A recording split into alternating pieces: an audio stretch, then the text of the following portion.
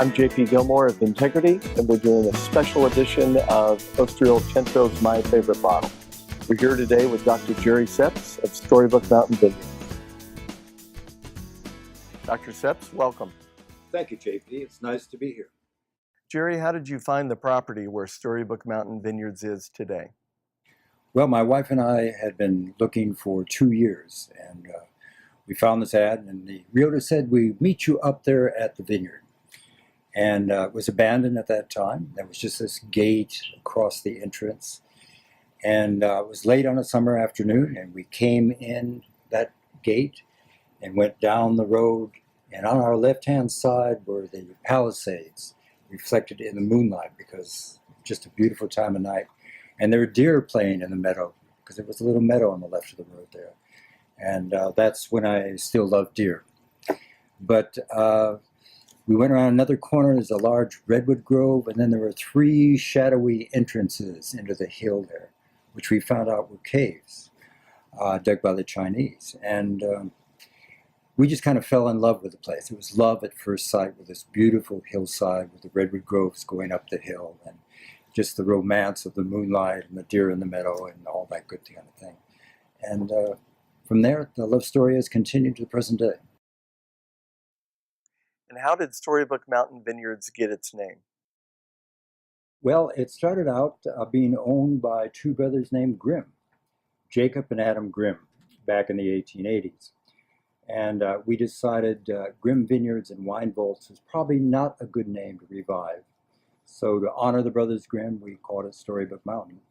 But also Storybook because it's a beautiful location at the top of the Napa Valley, goes up a hillside, occupies a mountain bowl, literally at the very top of the valley, as our sign modestly says, first in the Napa Valley.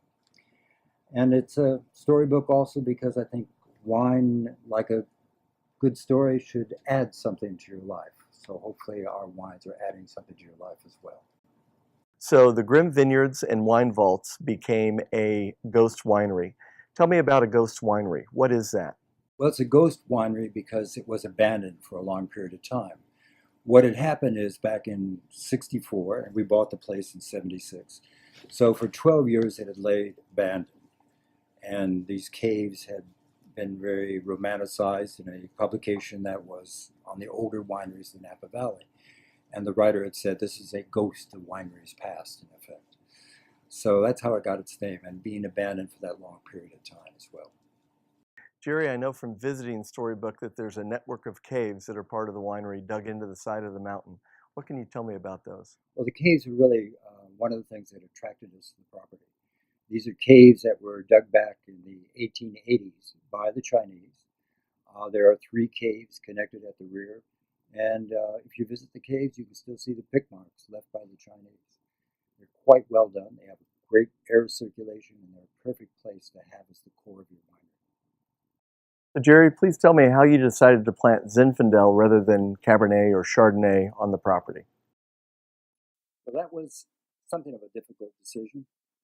We were urged to plant Chardonnay because this was the '70s and everybody was planting Chardonnay at the time. But because the property was abandoned, we had to have it cleared. And in that process, we wanted to evaluate the land. We felt if we could be good stewards of the land, plant the right thing on that land, the land would then support us. In order to do that, you have to match grape and estate. And so we looked at the soil, we looked at the climate, we looked at the exposure, we looked at the topography, all those things that go into creating that match of grape and estate. We could find the grape that matched all those characteristics, we would produce something that would be hopefully world class. Finally decided we'd talk to the late Andrei Chelichev. And he said, Jerry, there's just no better place for growing Zinfandel than those wet clay loam soils above Calistoga. So that was kind of the final word, and he was the dean of California winemakers, so hopefully that set us on the right track. Can you tell me a story about when you first knew that Storybook Zinfandel was a success? As you know, it takes a while for grapes to mature and get it in the bottle and have it ready to sell. And in that process, which was about 6-7 years, we came to need some money. So we applied to the bank for a 6-figure loan to carry us on. They said, well, your business plan is great. You've got enough assets. but we want a bottle of your wine. And they took a bottle of our wine, and the bank directors actually poured the wine among themselves, and they thought it was good enough to give us a six-figure loan. So I can honestly say that we sold our first bottle for six figures.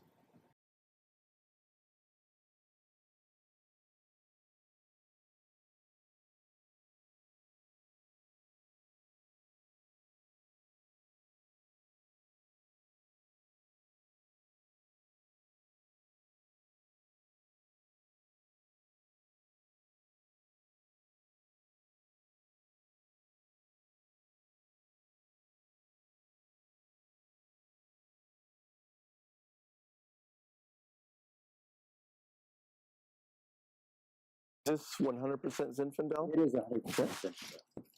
Jerry, what do you get in the nose here? Well, I get those berries, kind of a combination of red and black fruit on this wine. I also get a little bit of spice, almost a savory aspect to go along with that fruit. Okay. And the oak you age the wine in, does that have anything to do with the aroma? It does. We age our wine in a combination of French and American oak, so that kind of adds to the complexity of the wine. I think that adds both aroma and something to the body of the wine. Okay, let's give it a taste. Wow, that's wonderful. Thank you. So what are you getting on the palate? Well, it's as it should be, a repetition of basically what you get in the nose, that kind of fruit. A little more spice, perhaps on the palate than there was in the nose, and that little bit of black pepper right at the end. But it leaves that palate nice and clean, ready for the next sip or the next bite of food. So I'm looking forward to a good dish here at El Centro. Yeah, and I get an incredible concentration of fruit. Does that have anything to do with the age of the vines? Not really the age of the vines, has more to do with the process of it and the crop size. We tend to get only 2.5 tons per acre. It's relatively low. And that tends to give us a little more concentrated wine. And one of my goals as a winemaker is to give you lots of intensity without a lot of weight. Our wines are not jammy, they're not high alcohol, but they're very intensely flavored wines.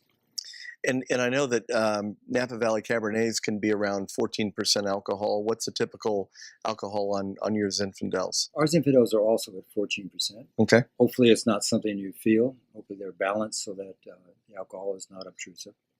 No, it's a very small family winery.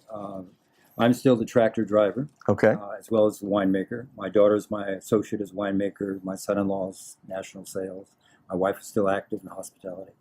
But it's a family another way, and I like always to present that. And that is, we have the same Mexican family work for us for 37 years. Wow. And without their loyal following and hard work, we would not be the winery we are. Is this 100% estate grown and bottled? Estate grown, bottled, certified organic by CCOF. So not only does it taste good, but it's good for you. There we go. Cheers. There you go. All right. You get out of this wine when you taste it, Jerry?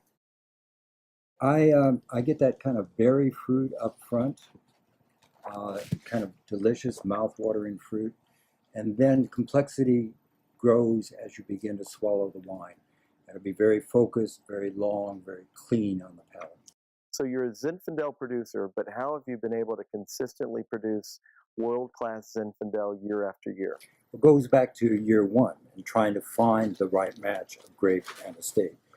We have a relatively cool climate. We're the coolest vineyard in the north part of the Napa Valley, as an example. So the climate is right. We face east. We have more east or northeasterly exposure. It tends to draw the morning sun rather than the late afternoon bake. It tends to maintain the balance of the wine. Mm-hmm. We have red clay loam soils, which tends to give the wine a little bit power. So it's a combination of all those elements that we've tried to put together in order to produce the wine that we want to have before the public and that we can taste in our glass here. When did Storybook first begin receiving awards and accolades for the quality of wine produced? We're really fortunate. It was right from day one. The first review we received of our wine was from Robert Finnegan, and he said it's a perfect example of what Zinfandel should be with a touch of oak thrown in. And the first year that we had our wine on the market, we entered a competition. It was a Zinfandel competition, and there were 200 Zinfandels. And our wines, we had released 2 vintages at the same time.